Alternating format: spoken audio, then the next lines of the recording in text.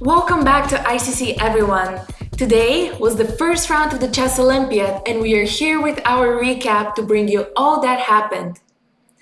It was a day of smooth sailing for the rating favorites as many of them scored convincing victories, winning with scores 4 out of 4 points in their match. This comes as no surprise though. In the first rounds, it is rare to see a critical matchup with the top teams taking out much lower rated opposition. In fact, the strongest team often bench their strongest player, preserving their energy for the tougher matches ahead. That is precisely why we didn't see the likes of Magnus, Gukesh, or Fabi in today's round. Still, we had a lot of exciting games and plenty of individual upsets that came to define the round. Let's jump right in. Let's start with the open section. Here, some formidable players such as Levon Aronian found themselves in hot waters early on. In this position, the member of the American team played the move Queen c7, a rather natural move as the queen comes to its natural place and it just continues Black's development. However, I can only imagine Levon's surprise when he saw the move g4 on the board. The trick is that if Black moves away the knight, let's say knight g7, after knight d6, his position is lost. E takes d6 doesn't work because after e takes from white, this is essentially a double attack. The king is under threat and white also wants to capture the queen on c7. Therefore, seeing that this is a very losing line, Levon decided to try something else. He decided to continue the game a piece down. He played the move queen b7, giving up the knight. Now, normally, I would expect Levon to pretty much resign in such a situation as he's already a piece down and it's only move 14. This is not something that happens every day to a player of his caliber. However, this is the Olympiad. You cannot let your teammates down like this. You have to keep fighting even if you have the slightest of chances of saving the game. And that's why the game went on. Now, the next few moves are not very eventful, so let's keep right next to the following critical moment. It is move 25, and white has just played the move knight f1. Again, at a first glance, this is rather natural. White wants to get rid of the bishop from h3, and he's also regrouping his knights to a better square. Over the next move, he would play knight d3, maybe even bring it to c4 later on, and eventually the extra piece would decide the game in white's favor. Now, that would be fantastic, but unfortunately for the white player, there's a tactic that he missed. Sensing the change in dynamics, Levon played the move b5, capitalizing on the poor position of white's queen. In case of queen a5, which is the only available square for the queen, Levon would have another fantastic blow with bishop b4. Here, after white takes the bishop, there is the move c5, simultaneously threatening checkmate on g2 and also wanting to capture the queen on b4. To continue the game, white would need to sacrifice his queen, playing rook h3, c takes b4, and bishop b4. Here, we would have a rather uncommon material imbalance. But in this position, white can actually keep pushing for a win, as his pieces are very well coordinated and he's likely to keep creating problems for his opponent. Still, this is not how we humans operate, and upset from his earlier mistake, Levon's opponent decided to give up a piece and go for an equal endgame as well. So after b5, he played the move knight a5. B takes a4, knight b7, and after all the exchanges, we got a roughly equal endgame on the board, which shouldn't be a surprise if the game ends with a draw within a couple moves. However, here Levon's opponent made a crucial psychological mistake. He started playing for a draw, and all his following moves were rather passive. Now trust me, been there, done that. When you play against a strong player, you simply cannot afford to play like this. So over the next moves, as White was trying to exchange everything, his position progressively worsened. And here, he played the move rook e2, which, I don't know, looks a bit passive to me, just allowing black to play the move rook d1 and activate his rook.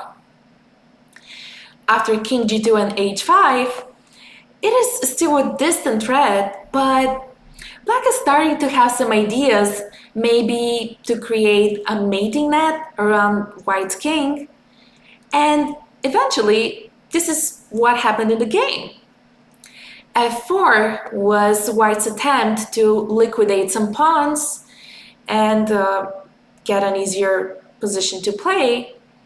But after g4, things were already a bit shaky, I would say. King g3, white wants to activate his king and make his way to the f7 pawn, if allowed. Rook g8, rook e3, just sitting in one place until something happens. Rook f1. And here, white made a major blunder. If instead he played the move rook d2 or rook c2, he would still be in the game and there would be pretty good chances of the game ending in a draw. However, in time trouble, he played the move rook f2, wanting to exchange the rooks and simplify the endgame further. The problem with this move is that it allows h4. And after h4, the king is pushed away to the second rank, where it is very limited in his action. Rook d1, moving the rook away. And here came the final mistake of the game. Rook e2. The idea of this move was, I suppose, to chase the black rook away until eventually they trade and go into an absolutely equal endgame. However, the move rook e2 loses on the spot due to a forced sequence which Levon found immediately. h3, king g3, rook g1, forcing the king to the edge of the board, king h4, and here Levon connected his rooks on the g-file, the only final requirement for him to create some mating threads. So g3, h takes g3, rook takes g3, and in this position, white resigned. The reason for that was that rook d2, or for that matter any other move, would run into inevitable checkmate after the move rook g7, as here there is simply no defense as against neither rook h8 nor rook h7. What a dramatic game and a fantastic turnaround by Levon Aronian. He managed to dodge the fate some other top players couldn't. They got held to a draw or even lost their game. Let's take a look at Shaq's game.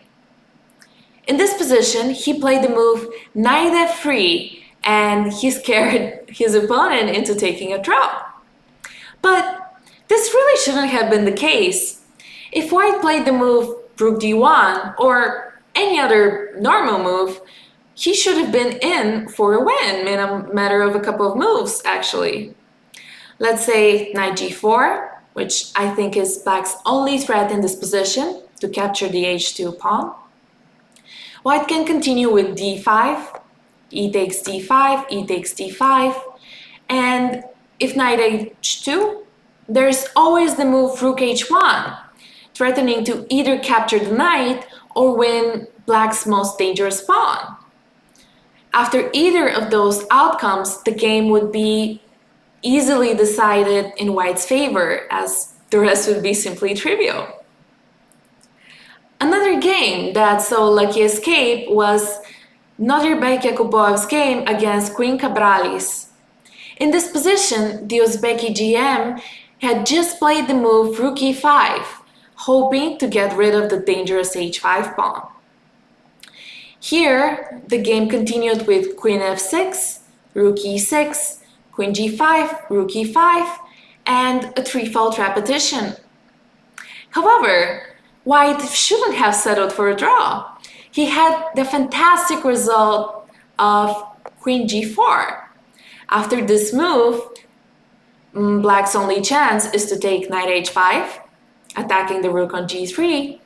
But after Queen c8, King g7 or King h7 doesn't really matter, White has the resource Rook takes g6, after which he is going to be left with a queen against a knight and a rook.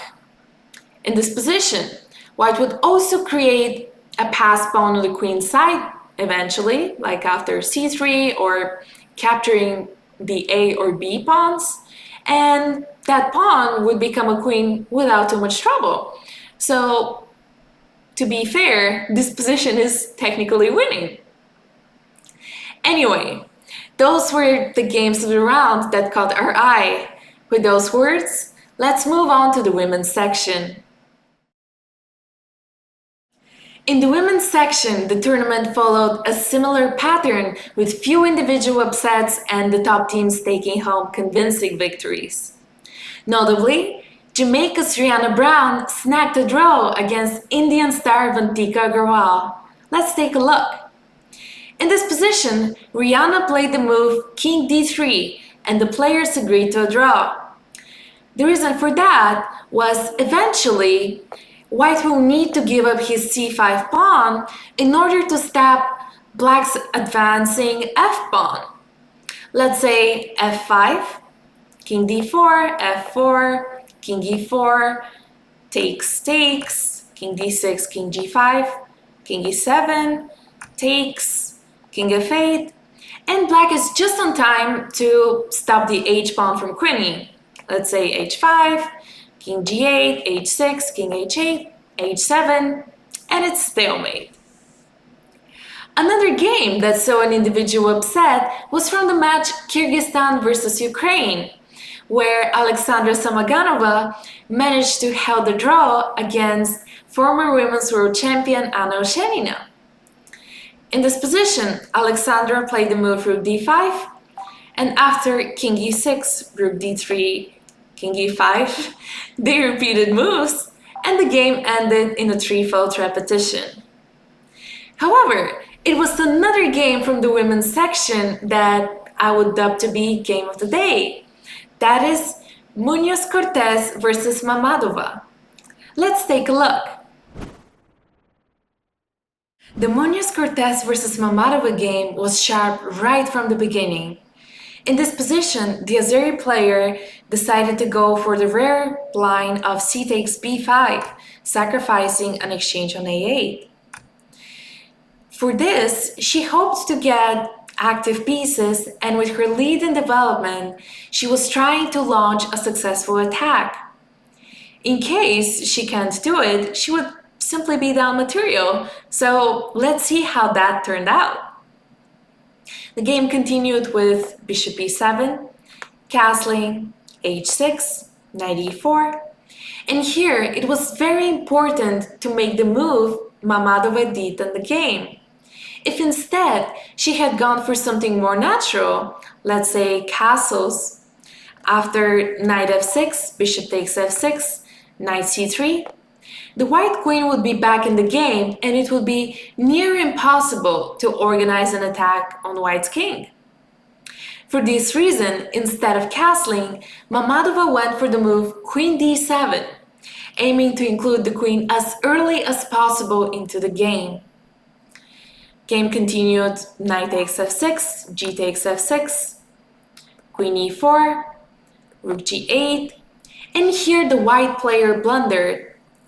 She went for the move f3, blocking the diagonal from the newly created threat of bishop b7 and rook takes g2. However, f3 has major problems of its own. After bishop c5, king h1, black played a fantastic shot. She went for rook takes g2, a rook sacrifice. Here, if white took on g2, after queen h3, king h1, queen takes f1, the game would be over with a checkmate. And if instead, as the game continued, white went for queen h4, black would insist on getting her rook taken with rook g4. The catch is, if white goes for queen takes g4, there's queen g4, f takes g4, and bishop b7 at the end, taking advantage of those beautiful, beautiful bishops. That's why, after rook g4, the white player went for queen h6. Game continued, queen f5, d4, desperately trying to bring a knight or a bishop into the defense. Bishop b7, putting pressure on the f3 pawn. Knight d2, bishop takes d4, why not grab another pawn? h3, rook g6, queen h4, and here black set up another devious trap. She took queen c2. It is not only about pawn grabbing, people. So here, after the game's rook b1, Mammadova unleashed a powerful shot.